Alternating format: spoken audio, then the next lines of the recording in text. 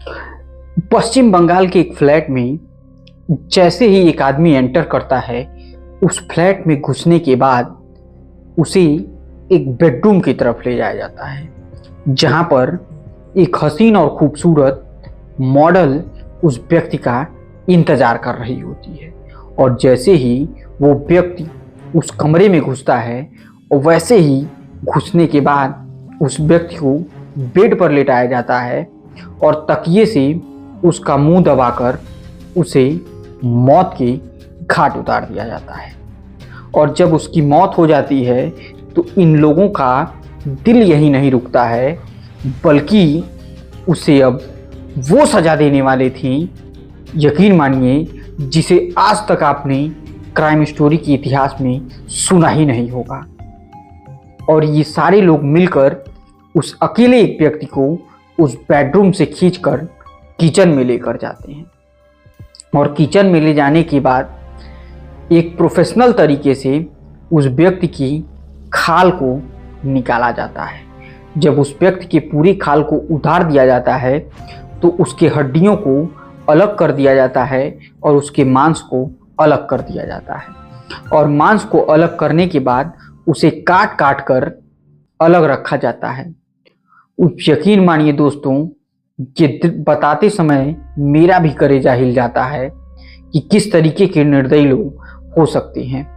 और जब उस लाश के टुकड़े टुकड़े कर कर अलग अलग रखा जाता है तो रखने के बाद जितनी भी छोटी बड़ी हड्डियां रहती हैं, फिर उसे काटकर एक साइज में रखा जाता है। एक मांस का साइज और उन हड्डियों का साइज बराबर रखा जाता है। और इन साइजों को बराबर रखने के बाद इस पूरी घटना के लिए स्पेशल नमक और हल्दी मंगाई जाती हैं। और नमक और हल्दी इस पूरे मांस पे लगाया जाता है। और लगाए जाने के बाद इसे पैकिंग की तैयारी शुरू कर दी जाती है। नमस्कार दोस्तों, मेरा नाम आर्यन मिश्रा है और जुर्म के वर्चस्व की सीरीज में आज बेहद खतरनाक कहानी लेकर आए हैं, जिसे सुनने के बाद आपके भी रोंगटे खड़े हो जाएंगे कि कोई किसी व्यक्ति के साथ इस तरीके का व्यवहार कैसे कर सकता है।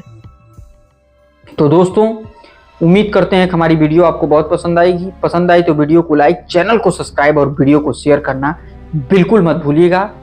अब ये कहानी कहाँ से शुरू होती है, ये जानना भी बेहद जरूरी था। ये कहानी शुरू होती है, पश्चिम बंगाल की एक सांसद रहते हैं जिनका नाम होता है अनारुल अजीम अनार। पश्चिम बंगाल के एक जगह से सांसद होते हैं। उनकी तबीयत ठीक न होने के कारण वो अपने इलाज के लिए भारत के पश्चिम बंगाल में आते हैं। वो बांग्लादेश के सांसद होते हैं और इलाज के लिए भारत के पश्चिम बंगाल में आते हैं। जब वो पश्चिम बंगाल में आते हैं तो यहाँ पर अपने ही जानने वाले एक दोस्त गोपाल विश्वास के घर जाकर रुक जाते हैं।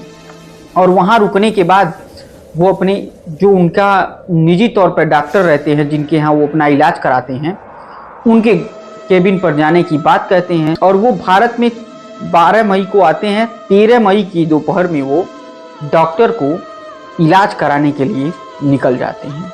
लेकिन जैसे ही वो निकलते हैं, रास्ते में उनकी मुलाकात एक बेहद हसीन और खूबसूरत बांग्लादेश के मॉडल से हो जाती है। और वो मॉडल कहती है, आइए चलिए मेरे फ्लैट पर चलते हैं। और वो मॉडल ये कहकर वहाँ से चली जाती है और फ्लैट में उनका इंतज़ार करने लगती है। उसके बाद ये उस फ्लैट में जाते हैं। और जब वो इस फ्लैट में जाते हैं तो वहाँ पर कुछ लोग इन सांसद का बड़े बेसब्री से इंतज़ार कर रहे होते हैं। और उसी इंतज़ार के दौरान जब ये कमरे से बेडरूम में जाते हैं, उसी बेडरूम में इन बेहद ही दर्दनाक तरीके से इनको मौत की घाट उतारा जाता है। और इनकी लाशों को टुकड़े टुकड़े करके, इनकी हड्डियों को टुकड़े टुकड़े कर यहाँ तक कि जब उन लोगों का मन नहीं भरता है तो इनकी हड्डियों को मिक्सर में डालकर पीस दिया जाता है, ताकि कोई सबूत ना मिले कि कभी कोई व्यक्ति इस कमरे में भी आया था। उसके बाद तकरीबन 500 ग्राम की पन्नियों को मंगाया जाता है। और उन पॉलीथीन को मंगाने के बाद इनकी बॉडी को उसी पॉलीथीन में रख कर पश्चिम बंगाल के अलग अलग जगहों पर उस मांस में नमक और हल्दी लगाकर फेंक दिया जाता है ताकि किसी को शव का कोई अंग भी ना मिले। और इधर विश्वास का भी मन घबराने लगता है कि 13 मई को जब वो डॉक्टर को दिखाने गए और ये बोला था उन्होंने कि शाम को मैं डिनर पर मिलता हूँ, तो फिर 13 मई से 14 मई हो जाती है, 14 से 15 हो जाती, 15 से 16 हो जाती है। आखिर इतने दिन हो गए, अजीम गए तो गए कहाँ? आखिर कौन से डॉक्टर के पास गए जो आज तक नहीं आए? तो वो उनके बांग्लादेश के घर पर फ़ोन करते हैं और पूछते हैं कि कहीं ऐसा तो नहीं हुआ कि अजीम वापस बांग्लादेश चले गए? तो पता चला नहीं, वो तो दवा कराने गए हैं। उनका कई दिनों से मोबाइल भी बंद होता है। अब इस पर विश्वास भी फ़ोन करना शुरू कर देते हैं। जब मोबाइल बंद होता है तो विश्वास को कुछ अनहोनी की आशंका लगती है और ये आशंका उन्हें 17 मई को लगती है और वो 18 मई को इस बांग्लादेशी सांसद अनवारुल अजीम अनार की गुमशुदगी की रिपोर्ट नज़दीकी थाने में दर्ज करा देते हैं। जब नज़दीकी थाने में दर्ज कराते हैं रिपोर्ट, और उधर यही बात जब उन परिवार वालों को पता चलती है तो परिवार वाले तत्कालीन बांग्लादेश के प्रधानमंत्री से बात करते हैं, क्योंकि अनारुल अजीम भी वहाँ के सांसद होते हैं। और जैसे ही बात करते हैं तुरंत वहाँ की तत्कालीन प्रधानमंत्री भारत के प्रधानमंत्री को इस चीज़ की सूचना देती हैं और गुजारिश करती हैं कि जल्द से जल्द हमारे एक सांसद को खोजने की कष्ट कीजिए। और तुरंत ही इस मामले पर खोजबीन शुरू हो जाती है।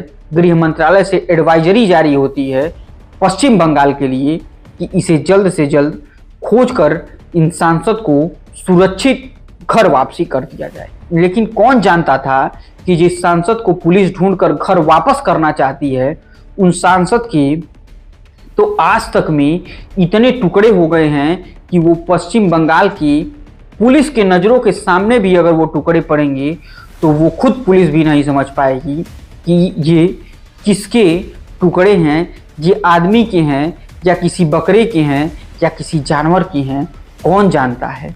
इस तरीके से उनके टुकड़ों को 3 दिनों के अंदर पूरे पश्चिम बंगाल में फैला दिया जाता है। और इधर पुलिस खोजबीन करना शुरू करती है, लेकिन कहीं कोई किसी का पता नहीं चलता है। और जब इस पर तफ्तीश तेजी से शुरू की जाती है, जांच और तेजी से की जाती है, तो पता चलता है कि अजीम के एक बेहद ही करीबी बचपन के मित्र जो सोने की तस्करी किया करता था, वो अमेरिका का नागरिक भी है और बांग्लादेश का भी नागरिक है, वो मिलने के लिए उससे पश्चिम बंगाल में आया था। अजीम और उसकी दोनों लोगों की डीलिंग होने वाली थी। तकरीबन मामला 100 करोड़ रुपए के आसपास का था, क्योंकि जब से सांसद बने थे अजीम, इन्होंने सोने की पूरी कमांड अपने ही हाथ में रखी हुई थी। और यही सब मामलों के लेकर उन दोनों में कहासुनी होता है। इसके बाद वाद विवाद आगे बढ़ता है और इसके बाद अजीम अनार की इस तरीके से उन्हें मौत के घाट उतारा जाता है, जिसके बारे में खुद अनूरुल अजीम ने भी नहीं सोचा था कि जिस बचपन के दोस्त के साथ वो खेलते थे, उसके साथ पले बड़े थे, वो बचपन का दोस्त कुछ इस तरीके से उनके साथ करेगा।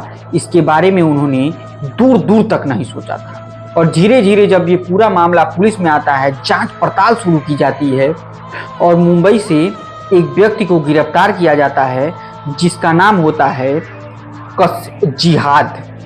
जिहाद जो है एक प्रोफेशनल कसाई होता है और उसे इन लोगों ने हायर किया था मौत के बाद सिर्फ काटने के लिए। और यकीन मानिए दोस्तों, अजीम के मौत के मात्र 15 मिनट के अंदर ही अजीम के इतने टुकड़े होते हैं कि अगर स्वयं वहाँ खड़ा होकर अजीम के परिवार वाले भी देखते तो भी नहीं समझ पाते कि ये उनके अजीम की ही बॉडी है। मात्र 15 मिनट के अंदर ये प्रोफेशनल कसाई इतने टुकड़ों में काट देता है कि पता नहीं चल पाता है। और इधर जब उस हसीना की खोजबीन शुरू की जाती है जो मिली होती है, तो उसका भी नाम सुनकर आप बेहद चौंक जाएंगे। इल्तानी रहमान अपने हनी ट्रैप में इस सांसद को फंसाती है और उस कमरे पर बुलाती है, और कमरे पर बुलाने के बाद जो हाल होता है वो आप सुन ही चुके हैं। और यकीन मानिए दोस्तों, अभी तक इस मामले में पुलिस ने अनुरुल अजीम सांसद जो बांग्लादेश के हैं उनकी बॉडी रिकवर नहीं कर पाई है। अभी तक उनकी बॉडी मिल नहीं पाई है, खोजबीन जारी है और हर उन लोगों को गिरफ्तार किया जा रहा है जिनके ऊपर जरा सा भी शक है। अब तक इस मामले में कुल 4 लोगों को गिरफ्तार कर लिया जा चुका है, कड़ाई से पूछताछ किया जा रहा है। अब उस मॉडल को भी गिरफ्तार कर लिया गया है जो मॉडल इनको अपनी हनी ट्रैप के जाल में फंसाई। और दोस्तों, जितनी जानकारी मिलेगी हम इस कहानी के माध्यम से आपको जरूर बताएंगे। क्या था प्लान, कैसे हुई थी उनकी हत्या और क्या थी वजह, ये सारी बातें हम आपको जैसे ही इस मामले का खुलासा होगा जरूर बताएंगे। तब तक के लिए मुझे दीजिए इजाजत। उससे पहले एक छोटा सा निवेदन, कृपया वीडियो को लाइक, चैनल को सब्सक्राइब और वीडियो में कमेंट करके अपना राय देना बिल्कुल मत भूलिएगा। तब तक के लिए मुझे दीजिए इजाजत। जय हिंद, जय भारत।